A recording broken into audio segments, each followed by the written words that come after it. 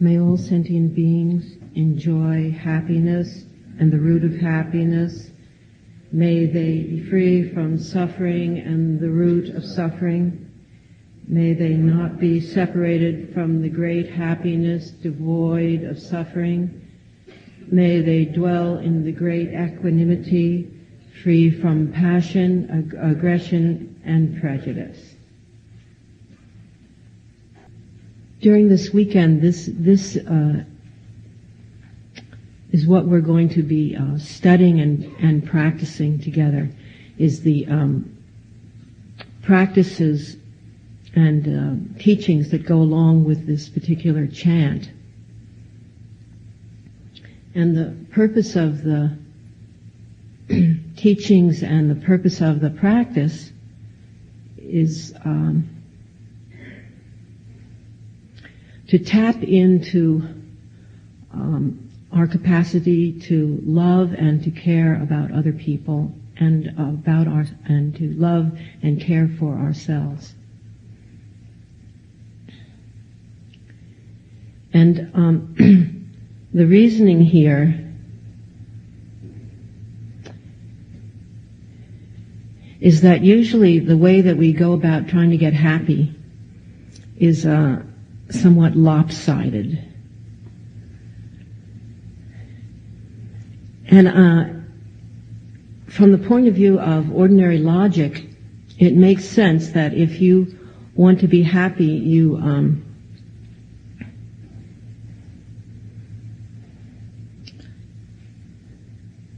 seek out things that are pleasurable, and you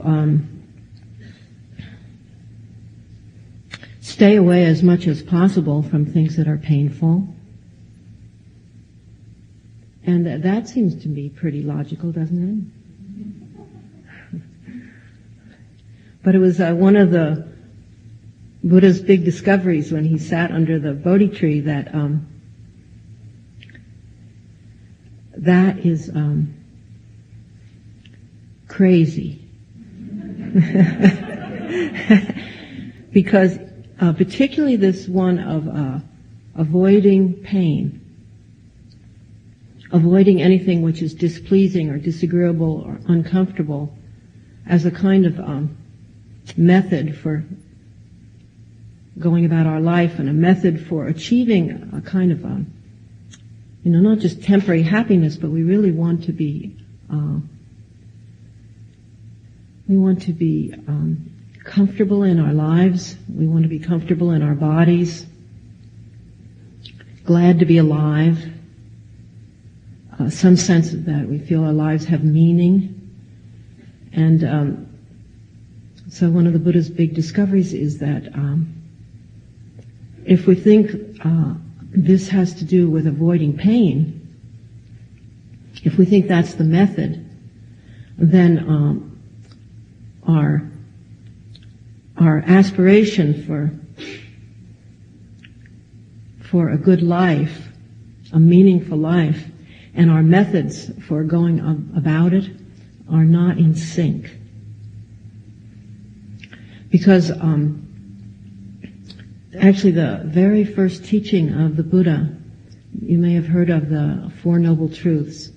So the very first teaching was the truth that life includes pain as well as pleasure, that life is very versatile, and it includes all qualities of experience. It isn't just comfortable. Have you noticed? You think, well, we really don't need the Buddha to tell us that. But I think what we seem to have in common as a species is that we feel that we've made some kind of mistake, or that there's that actually if we could take enough weekend programs or something like that, if somehow we could get it right, if we could manage to get it right, then we could avoid the unpleasantness or disagreeableness or pain of life. And so one of the fundamental teachings of the Buddha was that this is not true. That in order to lead a meaningful life, in order to be a complete human being, in order that when we die we have no regrets, it means opening to the whole gamut of experience. It means opening to pain and to delight, to the whole thing, and not trying to just get everything on the comfort, under the comfort column, or pleasing column, or agreeable column. So actually, most accurately, it's I'm using the words happiness or contentment and suffering or pain because this is the words of the chant, but it's really more the real kind of more profound understanding of this that the Buddha pointed out was that what we seek for is security and certainty. That's what we call happiness. Some kind of predictability, some kind of certainty, some kind of security. And that's what is not possible to achieve. And that the nature of life, the fundamental nature of life is that it's changing, it's shifting, it's unpredictable, it's dynamic and alive and creative. But from the point of view of someone who has gotten the hang of relaxing with groundlessness, then that's an experience of the uniqueness and preciousness of every moment, and the uniqueness and preciousness of every creature and all living things and everything that we encounter. The uniqueness of every moment. It's never been like this before, and it will never be like this again. Just this very moment being so precious and unique. But that's from the point of view if we've gotten the hang of relaxing with uncertainty, relaxing with unpredictability. For most of us, this quality, the true quality of life as being impermanent and changing and shifting and uncertain, we experience that as extremely threatening and extremely uncomfortable, and we struggle against it all the time. So I'm very aware that this is Thursday night, and that you have just all traveled a long way, and that words are coming out of my mouth and traveling into the room, but I'm also very aware that it's probably pretty hard to hear much on a Thursday night when you've just traveled a long way.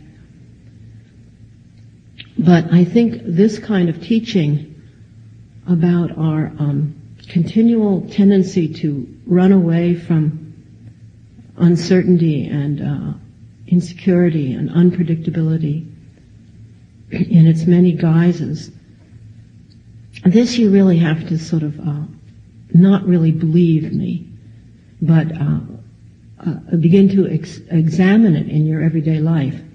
Like every single moment of your life, like whenever it occurs to you, to really look at that moment of time and just see what your patterns are. And I think there's probably not one of us in this whole room that won't find, if you really begin to question this. Actually, the best way to listen to teachings is to not believe them. But not with a kind of cynical, closed mind, but to listen to them with a kind of open curiosity that you figure out that you're not going to buy anything that you hear, but you will experiment. You will try it and find out for yourself what rings true and what is false. So that's the way to listen to this kind of teaching, that, for instance, I'm making this kind of blanket statement that the underlying quality of life, or really of phenomena altogether of reality as we know it is that it's shifting, changing, unpredictable, insecure, uncertain, and that we experience that as very, very uncomfortable and threatening, and that most of our lives, or maybe all of our lives actually, the human experience is characterized by trying to get away from those very things which I'm saying that, based on what I was taught and what I've come to myself have a lot of confidence in as being true.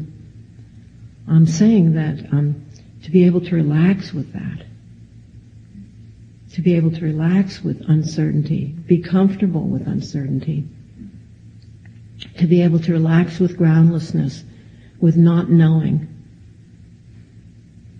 that this is really what adds up to happiness in a human life.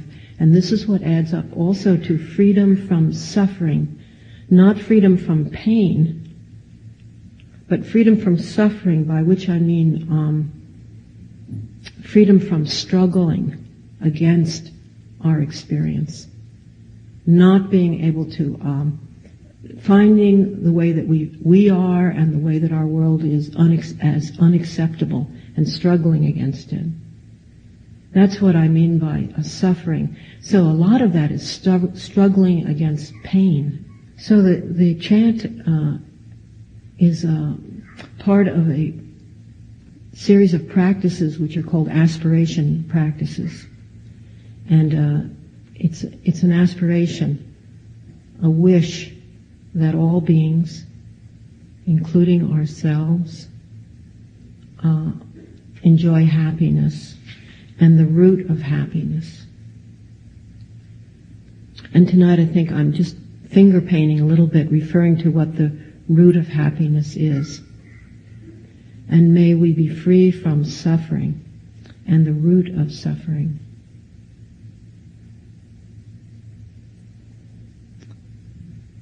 And may we never be separated from the great happiness which is devoid of suffering. And really, there's a lot of different ways that this is taught, but one of the ways is may we come to trust the goodness of the human heart. May we never be separated from this fundamental trust where we believe or we have a confidence in our own good heart, an open mind, and we have a trust or confidence that all people, all creatures have this good heart and open mind. It's traditionally called Buddha nature, but actually that's just a Buddhist way of talking about it. It just doesn't, it actually happens not to be a Buddhist phenomena. It happens to be a pretty universal phenomena, and every tradition has their own way of talking about it. But some kind of confidence in the fundamental goodness of people, and beginning with some kind of confidence in the fundamental goodness of oneself. This is referred to as the great happiness which is devoid of suffering. It's this underlying confidence. And this goodness, this good heart, to just continue with the kind of logic that I'm talking about, which is the logic of that suffering comes from this trying to run away from uncertainty or anything that makes us uneasy or off-center or feeling that we can't get a hold on what's happening. Trying to run away from uncertainty and insecurity. This being the root cause of suffering, and happiness being to be very simplistic, being able to relax with groundlessness, relax with this unpredictability of life and uncertainty of life. It's actually really comes down to being able to relax with a kind of edgy, uncomfortable energy that we all feel a lot. And from that point of view, this confidence in basic goodness or basic good-heartedness, good heart of people. It's said it's blocked. This confidence is blocked or inhibited by the fear we have of life itself and the fear of our experience and this running away. That no one ever encourages us to relax with things as they are. Relaxed with that which frightens us. And it takes a lot of encouragement because none of us know how to do it. It's not like somebody telling you, somebody telling you and it resonating in you. That's just like the barest beginning, that sort of like makes sense, because then you really start asking the real questions. Well, this makes sense to not run away from what scares me, or not run away from fear itself, or not run away from this uneasy energy, not run away from uncertainty and insecurity at the everyday level. Then you start asking the real questions, which is how? I've been asking that question for a lot of years. My experience from my teachers and from the teachings was that they tell you all this great stuff, but they don't tell you how to do it.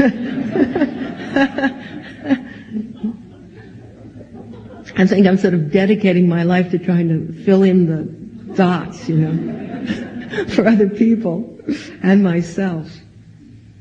But this great happiness, which is devoid of suffering, is referred to actually as joy, or being able to rejoice in your own good heart and in the good heart of others.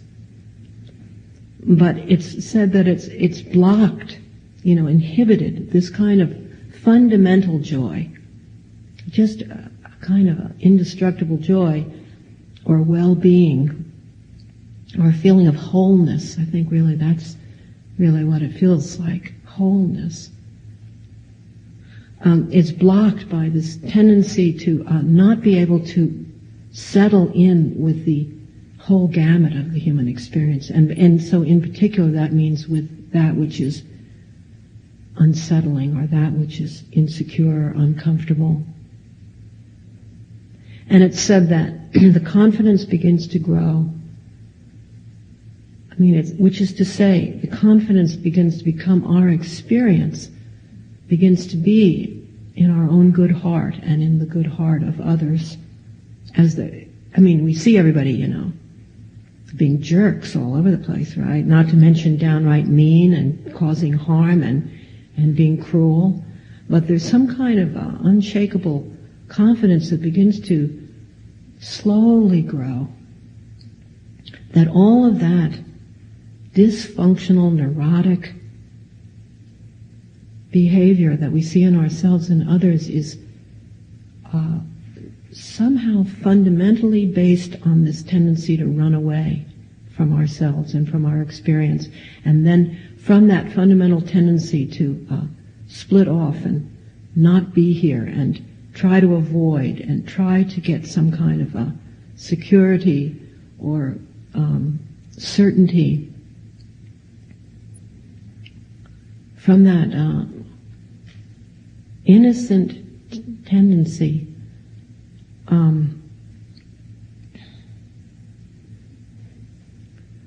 we become less and less able to be happy. It sort of undermines our confidence in our true nature, because it just turns into neurotic behavior of all kinds, this trying to get away. Because neurosis, basically it's based on fear, deep fear of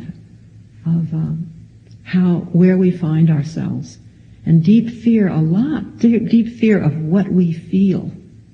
We talk about memories and thoughts and current occurrences as fearful, but a lot of it is fear of just that quality of energy, that uneasy, queasy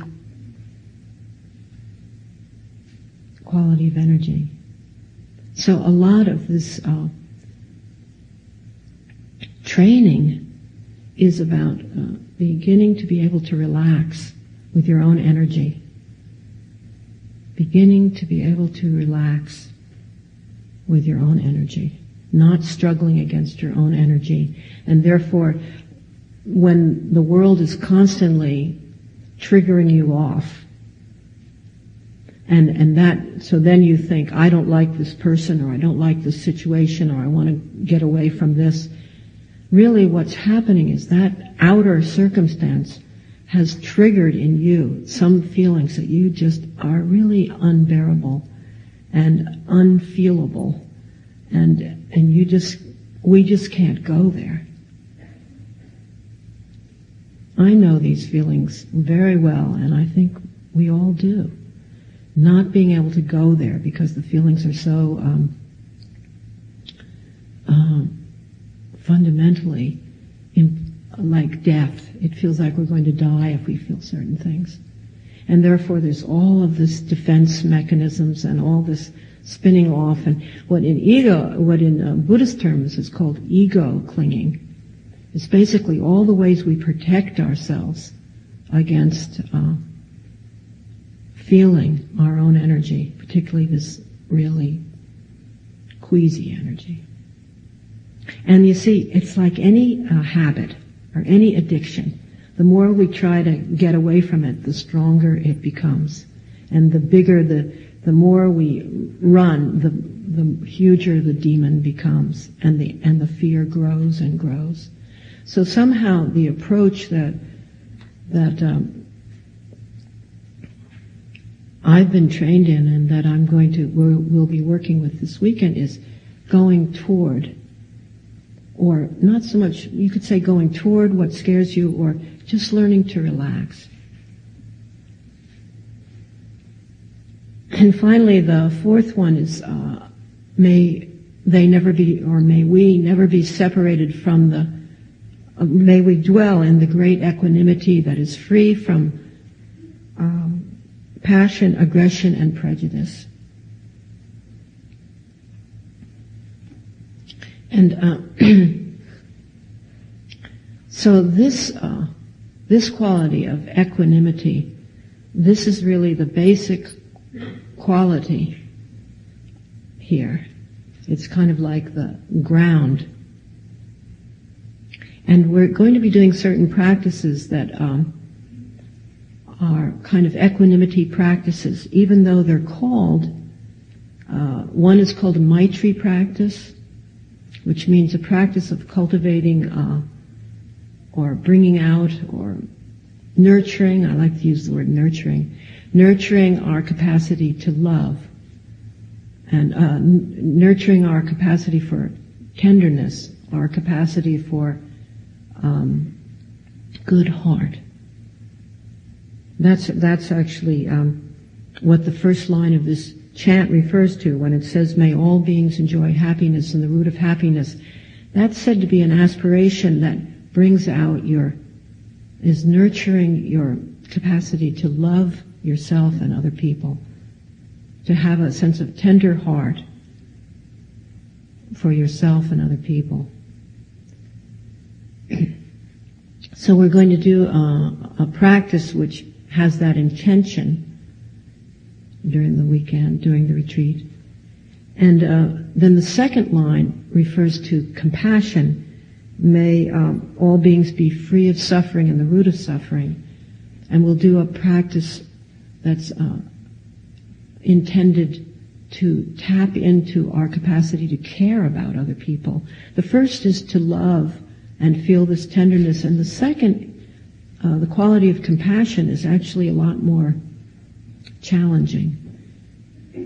Not that loving people isn't challenging.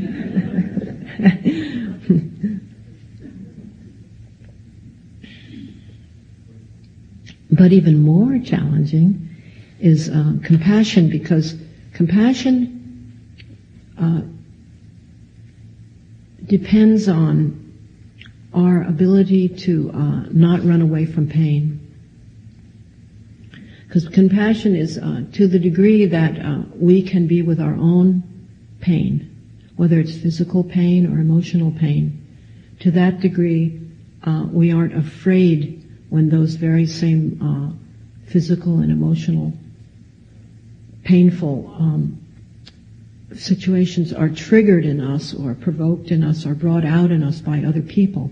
So when we're in situations that are extremely difficult, which is usually the case where compassion is called for, somebody is in a lot of pain, someone is really hurting, and then it might bring up all kinds of fear or aversion, all kinds of feelings in us. So to the degree that we've been able to relax or be with, abide with our own pain, to that degree we can genuinely keep our hearts and minds open to another person. And that's the real meaning of compassion, is that we don't close down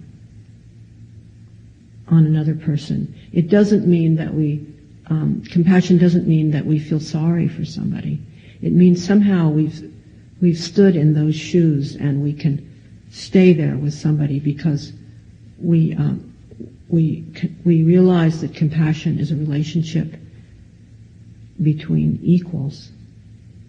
So to the degree that we've experienced our own pain, I mean, when I say experienced, I mean this some sense of steadfastness with ourselves, not running away from the pain, the emotional and physical pain that we experience in our own lives, not struggling against, somehow coming to know it and learning from it. To that degree, we really know what other people go through, and then we can be there for them.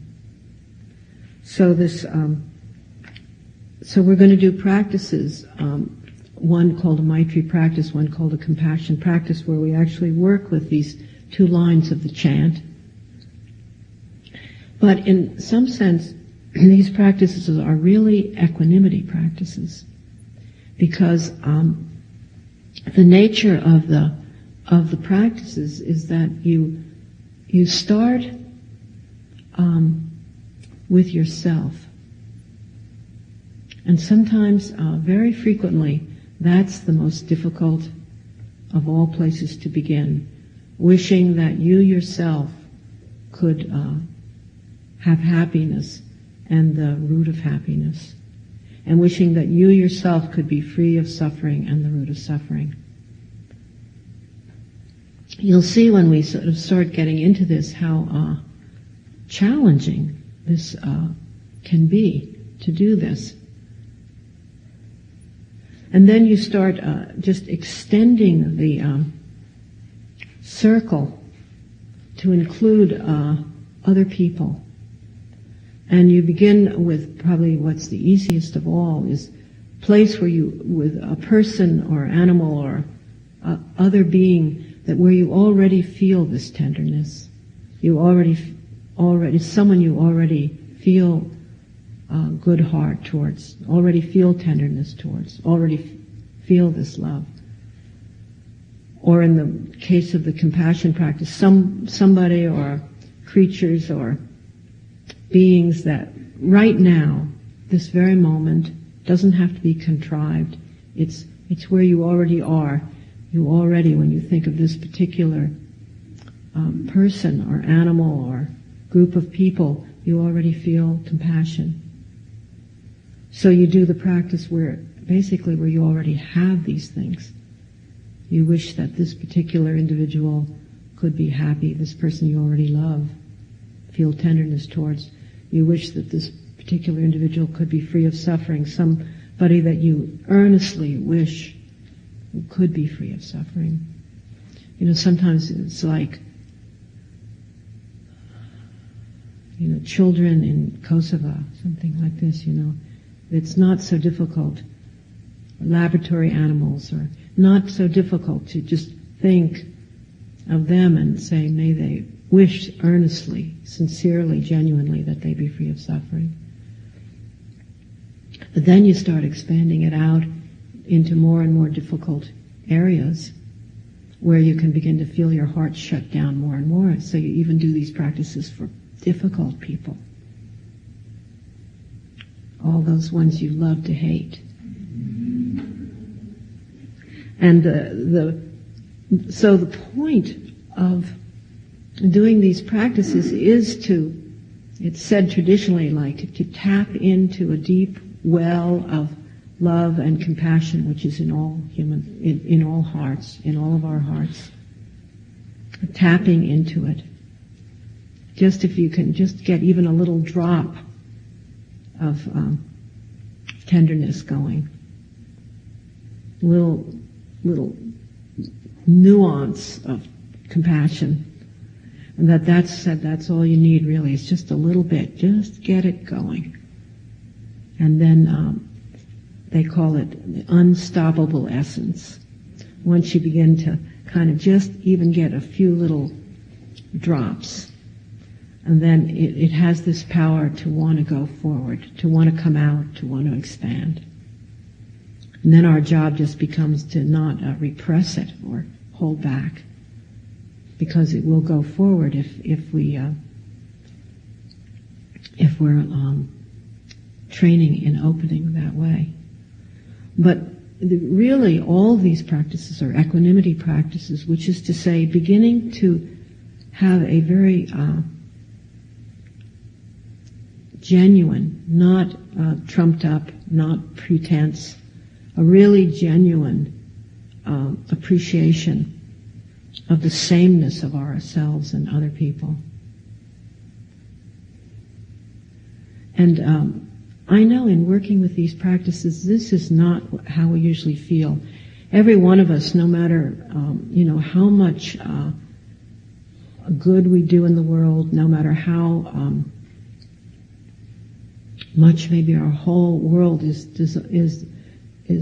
set up to help other people and so forth, but nevertheless, there's something like a set up in the human condition that we come from the place of self here and everybody else out there, and self-reference point is kind of the way that we function, all of us. I'm here and you're there.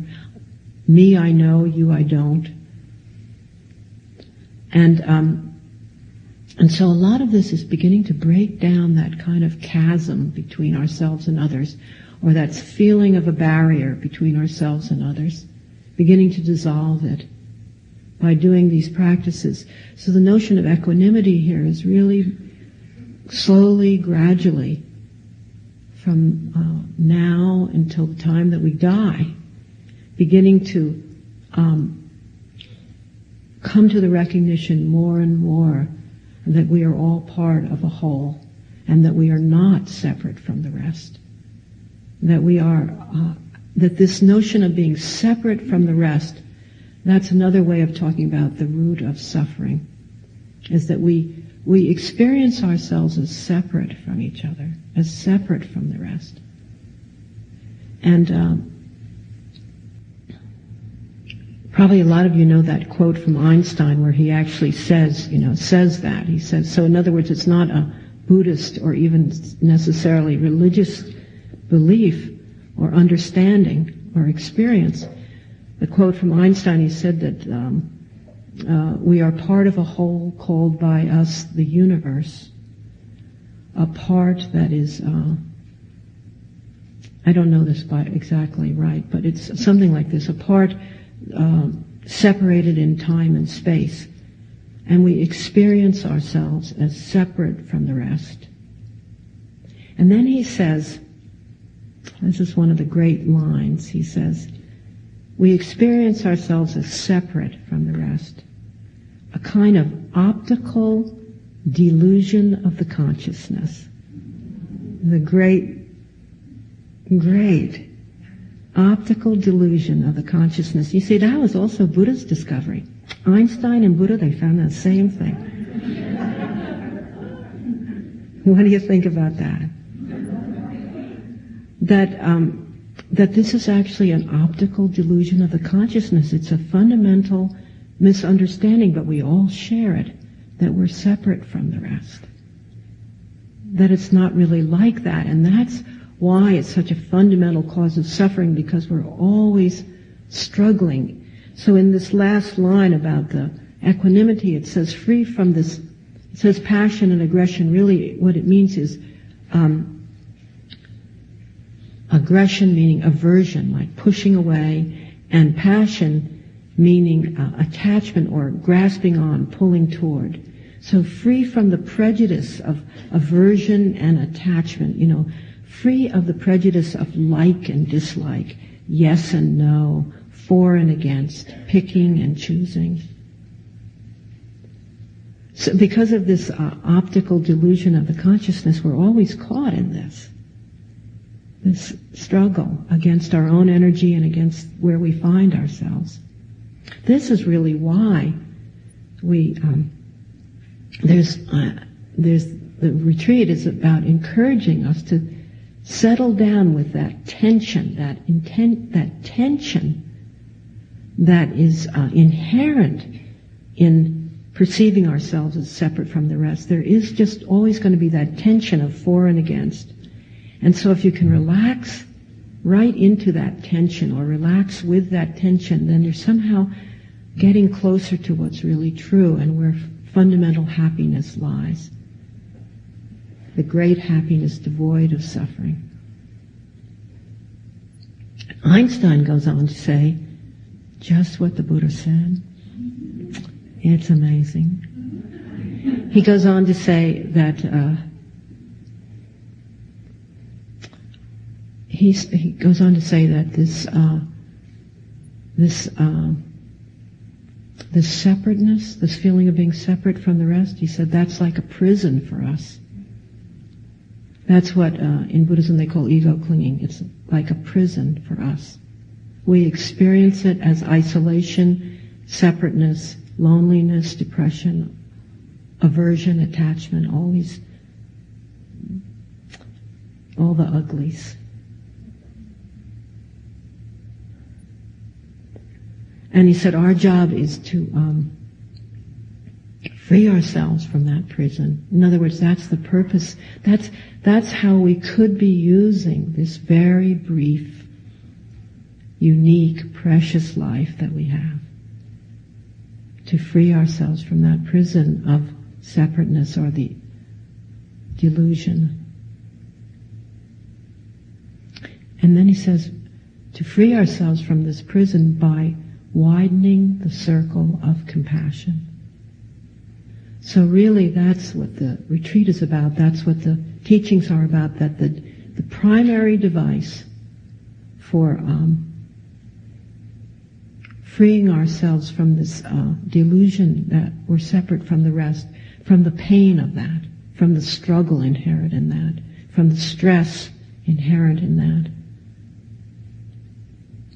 The primary way is to widen the circle of compassion. So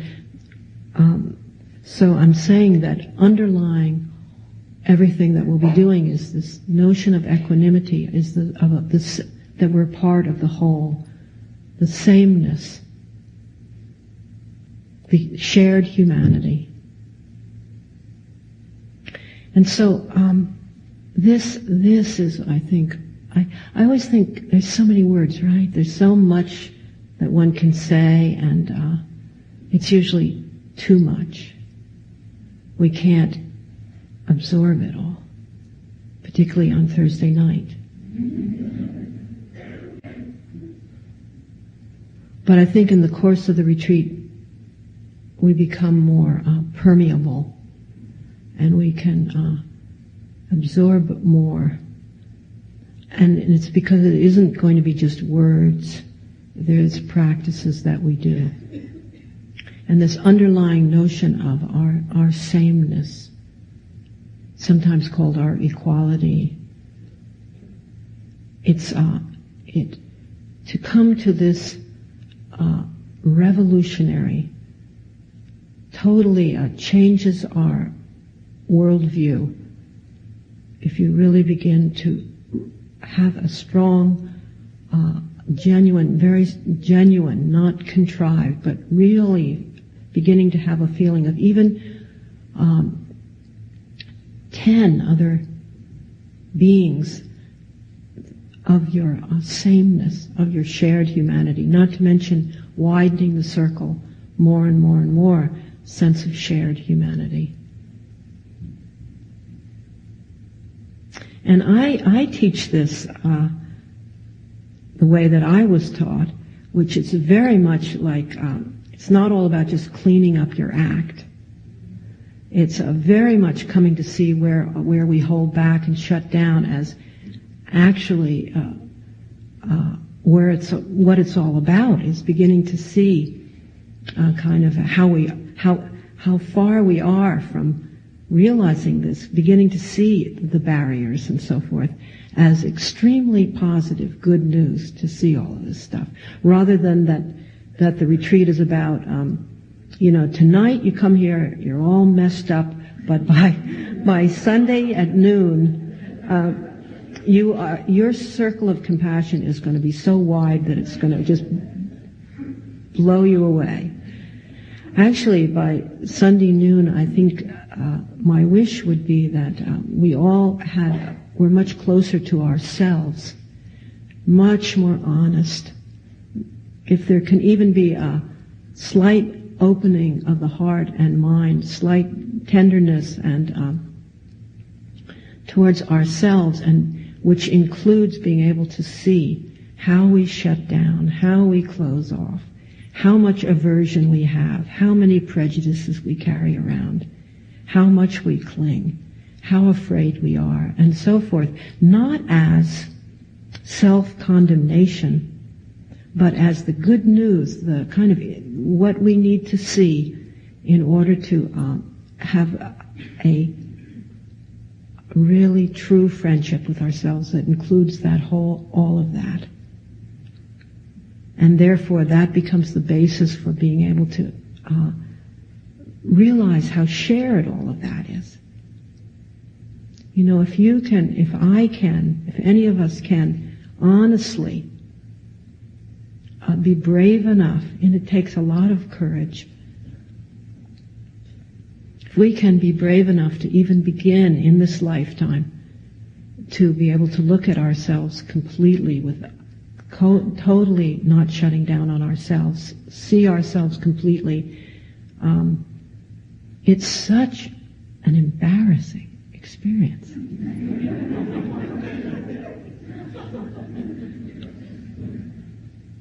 But from it, genuine compassion grows, because to the degree that we can have some sense of humor, some tenderness. In other words, when we see that which is so embarrassing in ourselves, not to mention that which we loathe, if it can cause us to shed a tear and feel tenderness for what we're up against, how hard it is to change, how hard it is to widen the circle, then it just translates naturally into having that same respect for other people and what they're up against. And instead of always feeling critical and judgmental, there's a sense of just getting so honest about the human condition, and as one knows it in oneself, and beginning to feel how shared our experience is, and having a lot more feeling of how much the same we are, and so a sense of really beginning to care and understand other people to a much vaster degree than seems possible. So somehow it comes out of, this honesty and being able or willing to take a really honest look and develop tenderness and compassion for oneself, self-compassion. So with the equanimity, it's somehow it all begins with, if we could spend our life from now until we die, dissolving the prejudices we hold against ourselves, and then that would just almost simultaneously be translating into dissolving the prejudices that we hold against others. So before opening this up for some questions, I wanted to give you a practice that you can start doing. We're going to, I think Jim announced how we're going to be working with silence from this evening until Saturday afternoon. This is very helpful in terms of us really being able to go deeply with the material and the practices that we're going to be working with. It kind of creates a container, and there's much more ability for us to really get into this with the silence. And so, the practices I'd like to give you tonight are some equanimity practices. I'm going to give you a few, but you can choose which ones you want to work with. So, one is,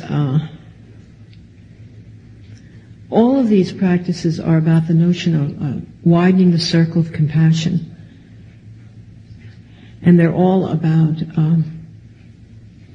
beginning to realize our sameness rather than feeling separate from the rest, some sense of each other, all of us, being in the same boat.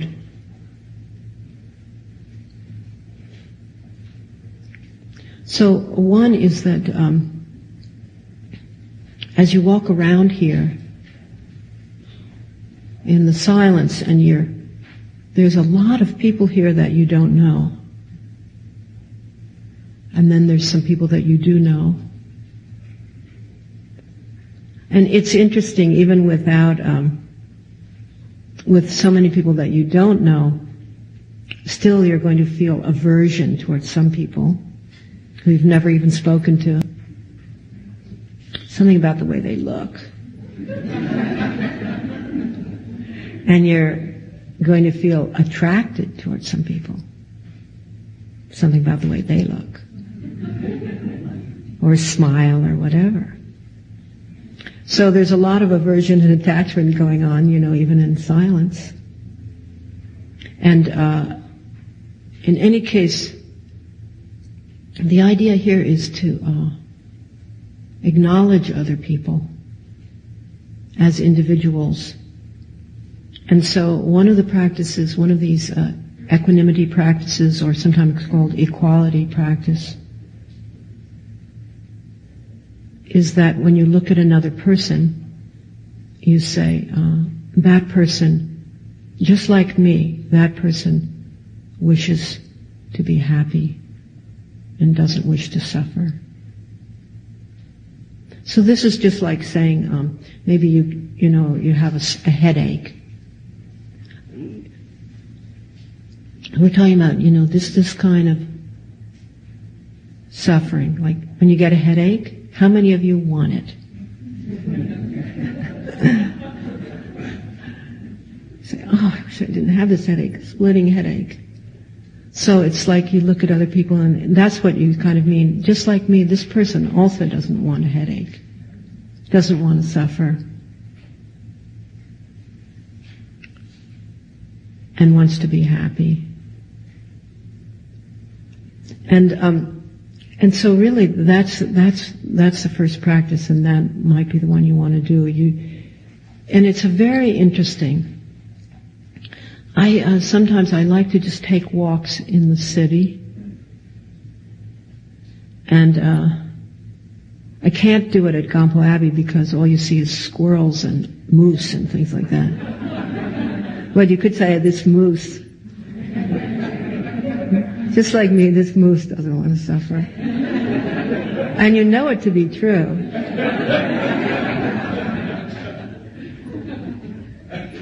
But somehow you already have a lot of tenderness for the moose, so it's not quite as powerful.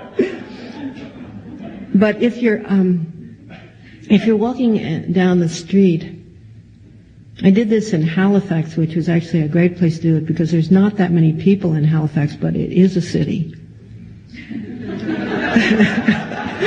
But like you can walk down a street in Halifax and see, maybe one block you'll see 3 people. Next block, it really gets to be crowded when you start seeing 15. There's whole neighborhoods that you can walk a long way in Halifax and not see a lot of people. But around here, it would be excellent doing this. You just zero in on certain people that you're walking by, or that are passing by you if you're sitting on the grass or something like that. And you just zero in on them, and they become real to you because you just say, just like me, this person wants to be happy and doesn't want to suffer. In a way, you could say almost anything that would open you to them, make them real to you. It's particularly powerful when you leave here. It's like the people you see all the time that you don't know, like the people who check out your groceries, or the people in the bank, or the people who that you pass every morning selling newspaper or whatever. Just actually looking at them in a slightly different way, as somebody who has a whole life. At the very least they had a mother and father. And you don't know anything about them, but somehow they have a life. And so just say, this person also doesn't want to suffer, Some way to begin to dissolve these very strong barriers that we have between each other.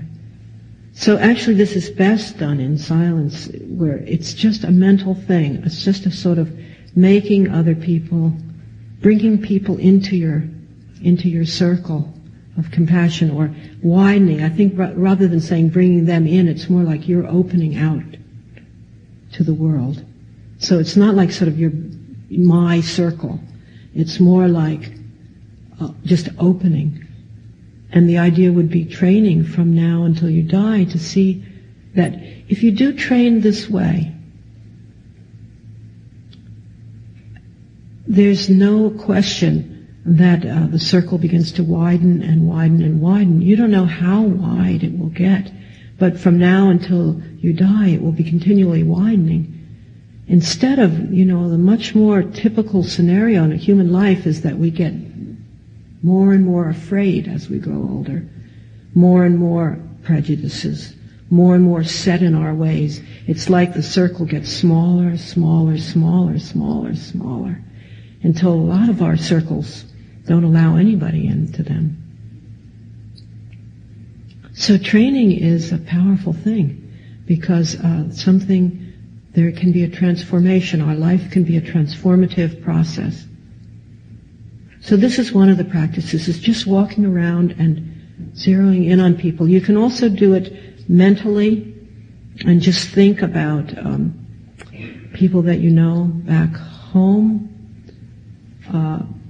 people you're close to, or people that you don't know very well, such as people you pass every day, or tougher one is people that you dislike.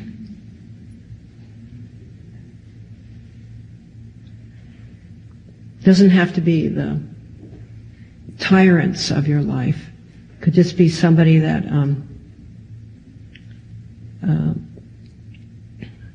just irritates you lightly.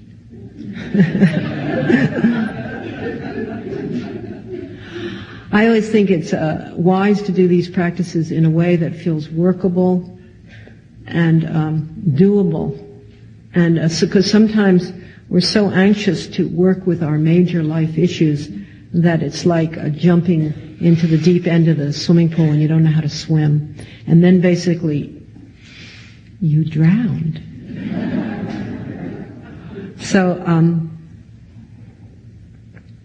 So you could say it's more a process, learning how to swim in any water. So you do it gradually where you actually can do it, but at the same time you're stretching yourself a little bit by just doing these unhabitual, unfamiliar things, such as saying this about people. So all day tomorrow, and just do this. Now, another way it can be done, this for the same purpose, this equanimity, this feeling of sameness. Not sameness in a neutral way. I hope I'm making that clear. It's sameness in a very living. It's not like equanimity, like rising above and the messiness of life. It's more like opening completely, opening your heart and mind to another human being as being in the same shared humanity with you and with all others. So another way, which is closer to like Einstein's discovery, is that when you encounter another person, either just walking by or actually more up close, you just think to yourself that I am not complete without this person. That somehow, to the degree that I push this person away or ignore this person, I'm pushing away or ignoring a whole part of myself. Or if you're kind of like grasping onto them, or neediness also, that's somehow, all of that is some kind of a struggle. It's not really about them, it's about you. I need them for something so I don't have to feel insecure, so I don't have to feel lonely. So instead, just looking at them and saying, my completeness, my experience of completeness really depends on this person. But actually that's every person you meet. It's not just this particular one. But actually the practice it works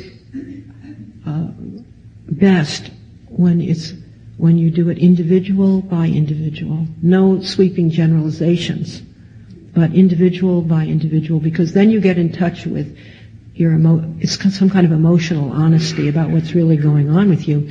You either feel indifferent to this person or you feel some kind of for or against or something.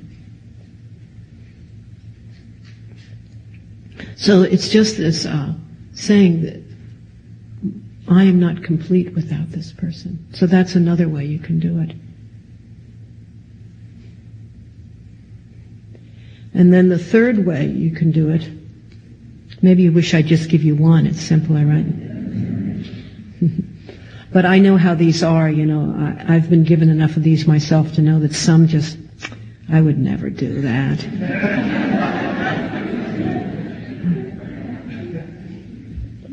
Sounds too corny or something. So I'm giving you different kind of little different ones that have slightly different flavors to them, and you can just choose one or however you wish to work with this. The third one is actually one that I do ongoingly, really continually. I think maybe it's my main practice.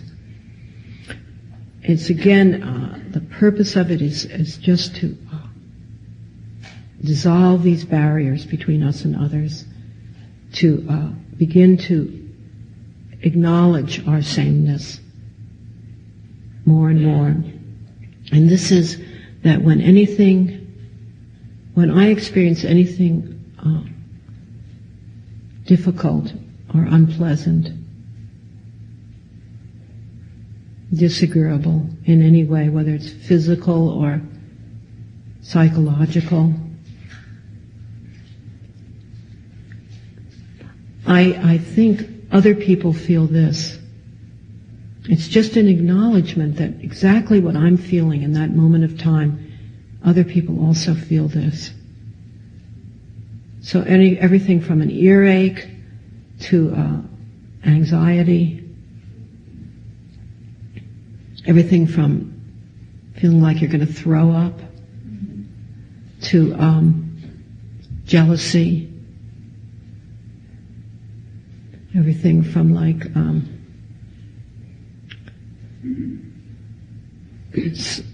indigestion or insomnia to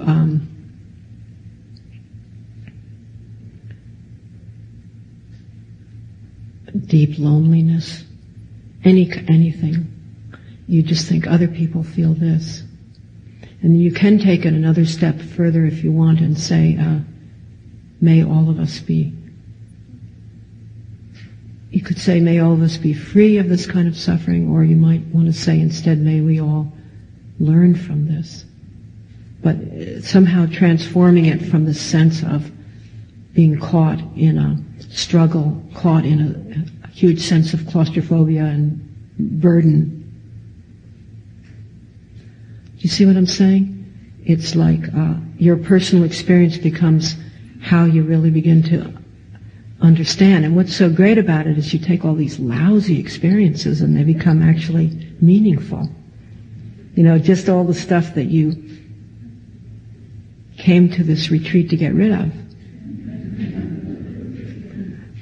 becomes actually working basis for awakening the heart and mind and widening the circle of compassion. And then on the other side, when anything is comfortable, pleasing, when I feel happy,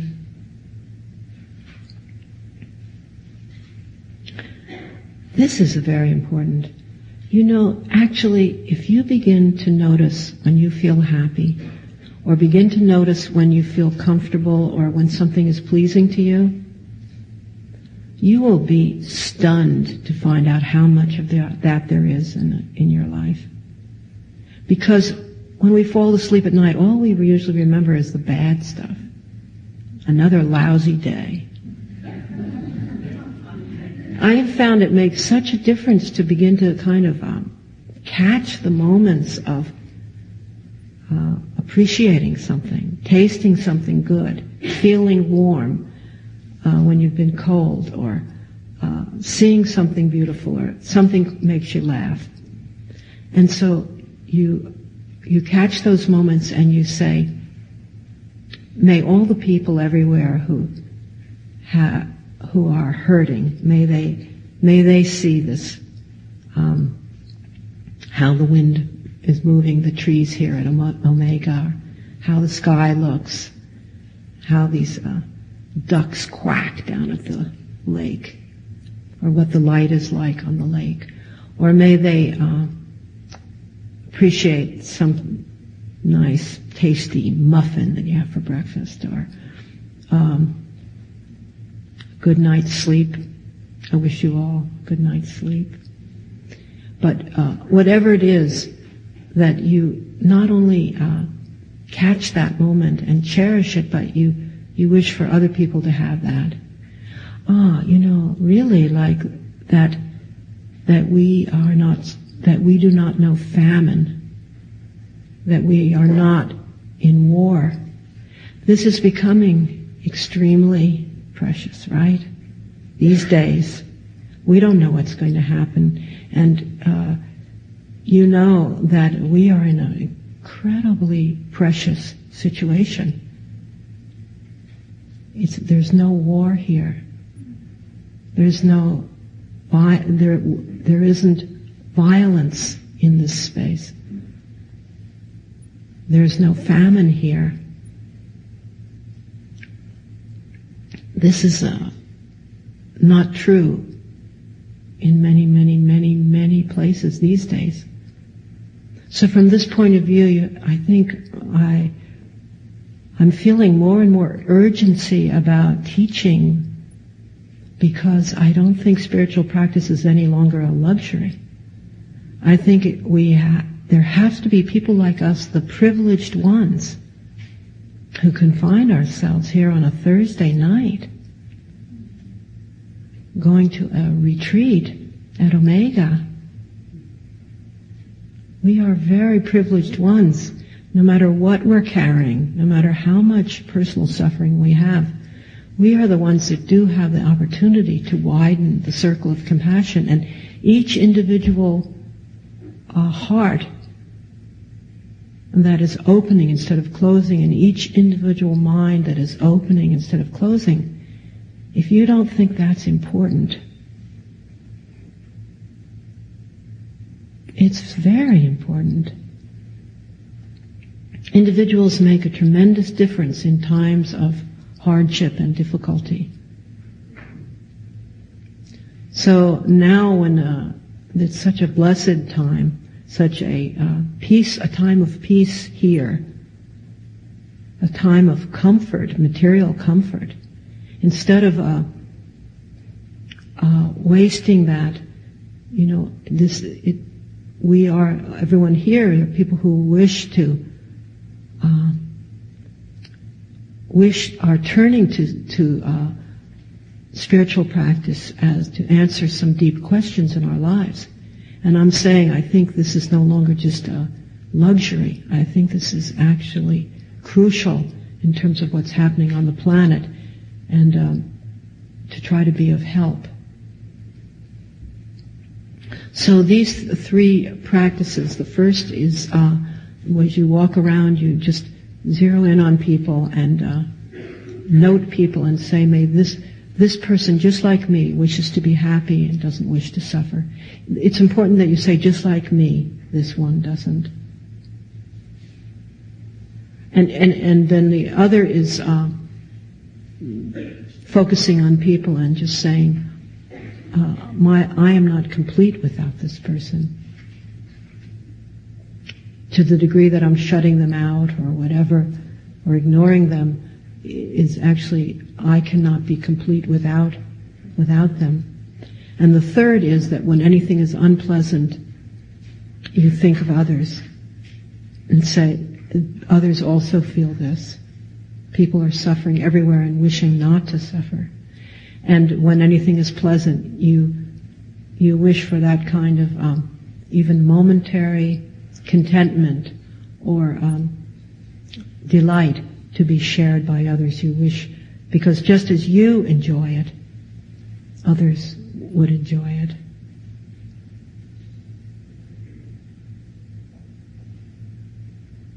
So those are three different ways of working with this equanimity or equalness practice of others being the same as ourselves.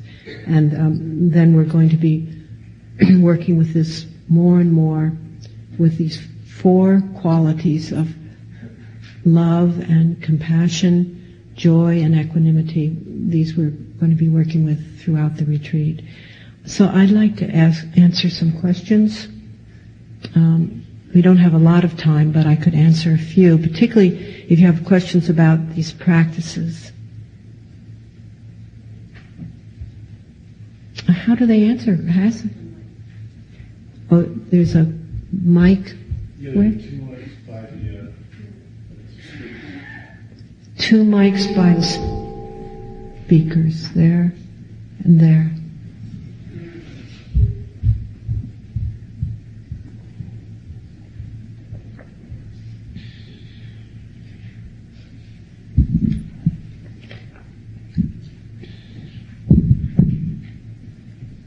I just have a very practical question. Some of us are commuters.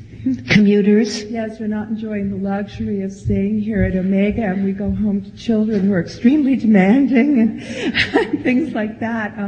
How should we handle the practice of silence in view of that circumstance? Oh, so don't go away. You can stay there. Well, I would say it will be impossible. Thank you so much. So I'd say just when you come here, yeah. just do it here. You know, in other words, are the children at home or are they here? They're at home. Yeah. So just when you're, are you coming, will you be here during the day, sometimes during the day? All the time, for all the sessions, but then... Yeah, you just work with the silence while you're here. You truly are And passionate. but when you go home, Yes. boy, do you have a lot to work with. Yes. Okay. So you can still do these equalness practices. Oh, yes. Right, okay. Yes.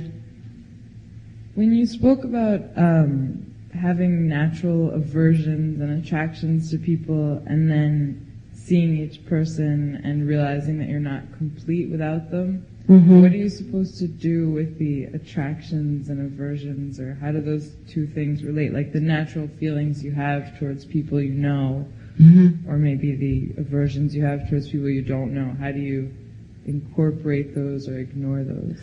You don't ignore them. You just become aware of them without calling them right or wrong.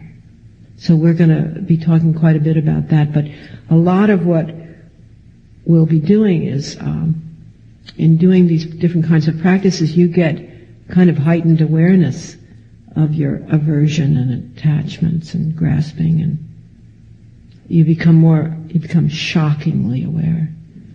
So the idea is to cultivate this, or to nurture this ability to see clearly without judging yourself harshly or trying to change anything, but just seeing it.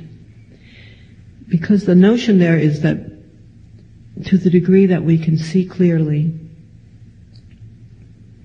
without laying anything else on top of that, right or wrong, judgments of any kind, prejudices of any kind, to the degree that we can see clearly, that we have this clear awareness, this compassionate awareness, then there's wisdom inherent in all beings, which over time the transformation begins to happen. So the idea here, I'll make this point very clear, the difference between change, wanting to change ourselves, and the difference between that and transformation. So we are not, in the terms of doing these practices and widening the circle of compassion, it's not based on trying to change anything. Because if we feel we have to change, and then there's some kind of prejudice right there inherent in that, there's something wrong with us that needs to be changed.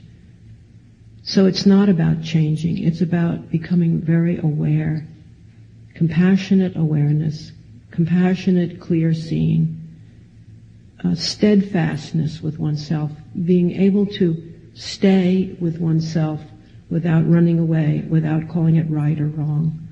And from that becomes a transformative process, which is not based on struggle or trying to change, but just based on this open-hearted awareness.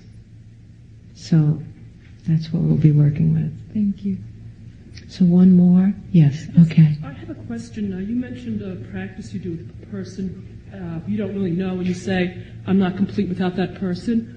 What if it's the opposite? What if you feel you can't live without a person? Is that just as bad or just as negative? And what do you say in that circumstance? You feel you cannot live with them? Right, too much attachment, in other words. Oh, can't live without them? Yes. Yeah, okay. Oh, that's a good question, yeah.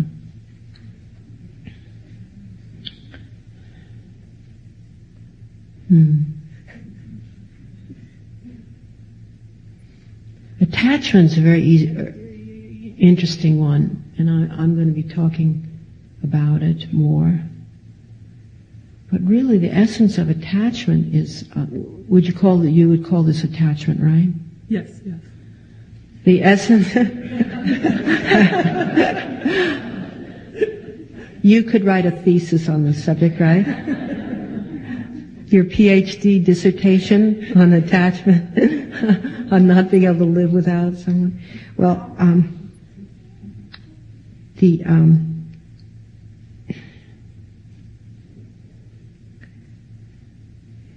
It's interesting because when you really begin to move closer to it, I've explored this a lot. Attachment has to do with you needing something. It doesn't really have to do with, you feel like you love them so much you can't live without them, but actually it's something you need. And that's why they find it so difficult. Because they don't feel that you're really seeing them, or even though in your heart you love them, but actually it's something deeply in you that feels incomplete and that you think they can give you. What if both people feel the same way? Is it still negative? Well, that usually doesn't last too long.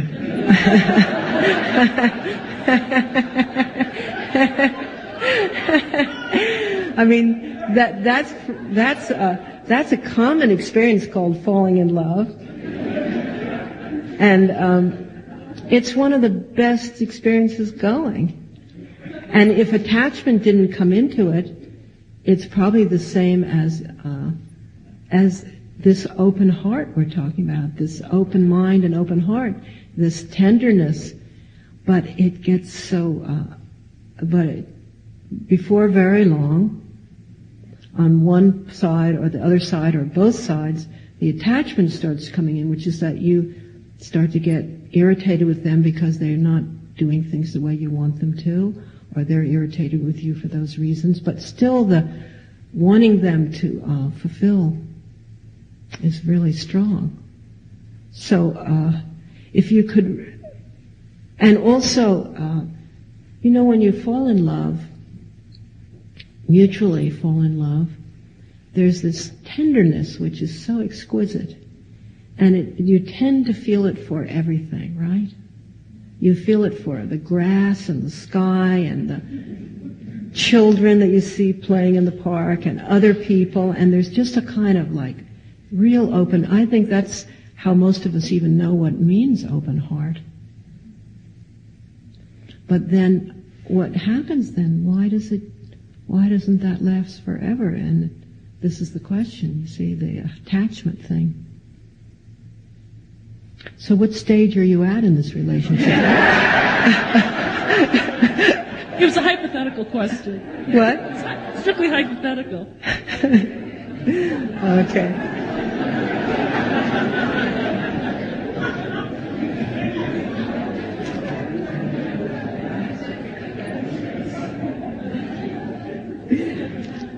So we'll stop tonight so you can get a good night's sleep. And if you have a bad night's sleep, think of others.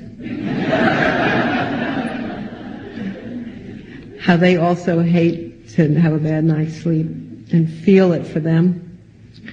You're not the only one in the world lying there not able to go to sleep with a snoring roommate. And if you get a good night's sleep, wish it for all the insomniacs of the world.